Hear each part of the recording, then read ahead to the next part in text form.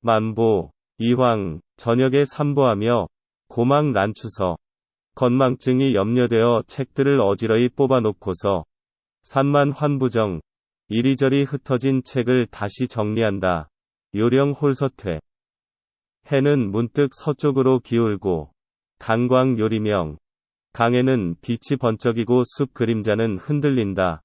부공하중정 대나무 지팡이 짚고 뜰로 내려가 교수 망울령 머리 들어 구름 낀 고개를 멀리 바라본다. 막막 취연생 밥 짓는 연기 아득히 피어오르고 소소 원야랭 언덕과 들이 차가워 쓸쓸하구나. 전가 근추알 논가의 가을거지 가까워지니 희색 동구정 고을 방앗간에 기쁜 빛이 도는구나. 아완 천기숙 갈까마기 돌아오니 절기 익어가고 노립 풍표영 나뭇가지에 바람 불고 해오락이 우두커니 서있다. 아생 독화의 내 인생 홀로 무엇을 하고 있는지 수권 구산경 수건은 오래도록 풀리지 않는다. 무인 어차회 내 마음속에 이야기 나눌 사람 아무도 없어. 요금 탄야정 고요한 이 밤에 검은 꼬만 타본다. 감상 1. 오세주 이황은 조선 중기의 학자로서 우리나라 유학의 이대학파인 영남학파의 조종이 되었다. 그는 이언적의 주리서를 계승하여 이기호발설을 주장하였다. 그는 이기호발설에서 이가 발하여 기가 이에 따르는 것이 사단이고 기가 발하여 이가 기를 타는 것은 칠정이라였다. 그는 현실생활과 학문의 세계를 구분하여 학자로서의 일관된 태도를 보여준 진정한 학자다. 이 시는 학자들 의식의 일면을 보여준다. 1. 이 굴을 보자. 고막난추서 건망증이 염려되어 책들을 어지러이 뽑아놓고서 산만환부정 이리저리 흩어진 책을 다시 정리한다. 시의 시작은 서가의 정리에서 시작된다.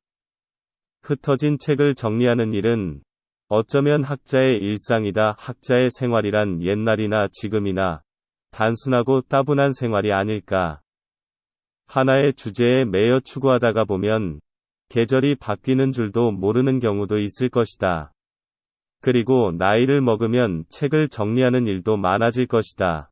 그것은 우선은 기억력의 쇠퇴가 그 원인이 될 것이고, 또 다른 원인은 너무 하나의 주제에 생각을 집중함으로써 다른 일에 소홀해서 생기기도 할 것이다. 작가는 이러한 상태에 있는가 보다. 3. 사구를 보자. 요령홀서퇴. 해는 문득 서쪽으로 기울고 강광열이명 강에는 빛이 번쩍이고 숲 그림자는 들린다. 책을 정리하다가 문득 방문을 열고 밖을 내다보는 것이다. 벌써 해는 서산으로 넘어가고 강에는 숲이 바람에 움직일 때마다 나무 사이로 강물에 비친 햇빛이 번쩍이는 것이다. 하루가 저무는 시간이다. 사람들의 일상이 끝나는 시간인 것이다. 5. 육구를 보자. 부공아중정 대나무 지팡이 짚고 뜰로 내려가 교수망울령 고개 들어 구름 낀 고개를 멀리 바라본다. 그는 스산한 주변 경관에 마음이 산만하여 책 정리하던 일을 중지하고 대나무 지팡이를 짚고 뜰로 내려간다. 그리고 고개를 들어 사방을 둘러본다. 눈앞에는 구름 낀 고개가 보였다. 여기서는 저녁 무렵의 자연 풍경이 묘사된다. 작자가 서 있는 공간이 나타난다. 7.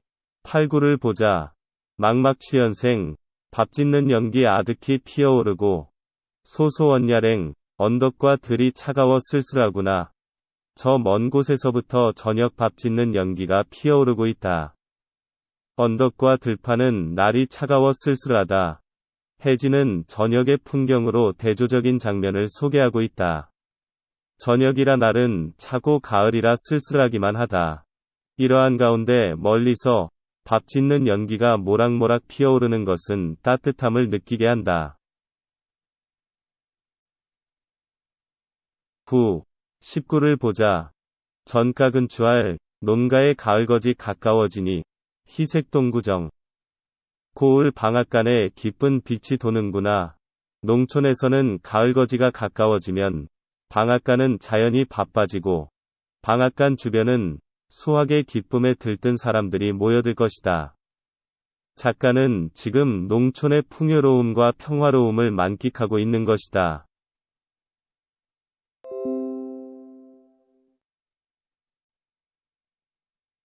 11. 12구를 보자. 아완천기숙. 갈까마귀 돌아오니 절기 익어가고. 로리풍표형.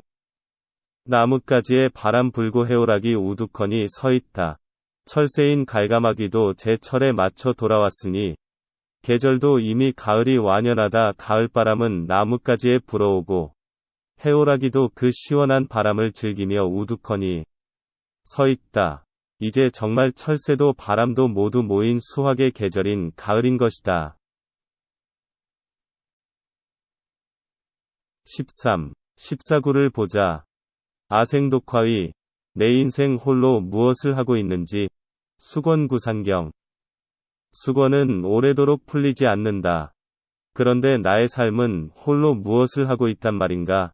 안악들은 저녁밥을 짓고 농부들은 추수를 준비하고 있다. 계절은 완연하고 철새도 철에 맞춰 날아와 제 보금자리를 튼다. 그런데 나는 책을 읽어 성현의 진리를 찾는다고 하면서 책만 읽는다. 그러나 작년보다 금년에 내가 무엇을 더 알게 되었단 말인가. 내가 알고 깨달은 것이 과연 무엇에 얼마나 도움이 되는 것일까. 안악이 짓는 한 끼의 저녁밥은 낮 동안 열심히 일한 식구들의 시장기와 식욕을 채우는 데에 분명하고 중요한 구실을 한다.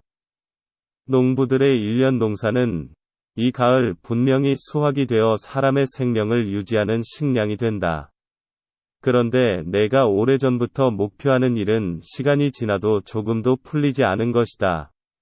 내가 이 가을 정말 저 밥 짓는 안악처럼 농사 짓는 농부처럼 철 따라 날아드는 새처럼 제 구실을 하는 것일까? 나는 저들만큼 가치 있는 것일까 하고 자기 반성을 하는 것이다. 15. 16구를 보자. 무인어차회. 내 마음속에 이야기 나눌 사람 아무도 없어. 요금 탄 야정. 고요한 이 밤에 검은 꼬만 타본다.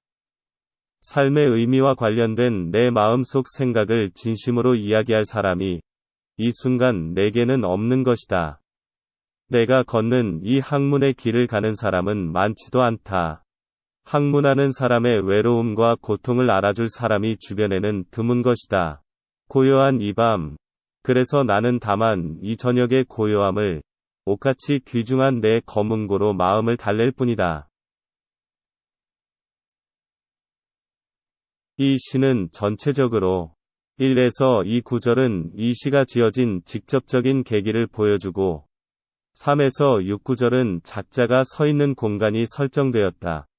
7에서 12 구절은 작자가 서 있는 공간에서 본 사물에서 받은 느낌과 깨달음을 표현하고 13에서 16 구절은 자신의 삶에 대한 반성을 보여주고 있다. 결국 이 시는 수확의 계절인 가을 어느 날 하루가 다 가는 저녁에 책을 정리하다가 잠시 산보하면서 들판의 가을 풍경을 보고 학자로서의 자신의 길을 되돌아보는 자기 반성의 심경을 표현한 시다.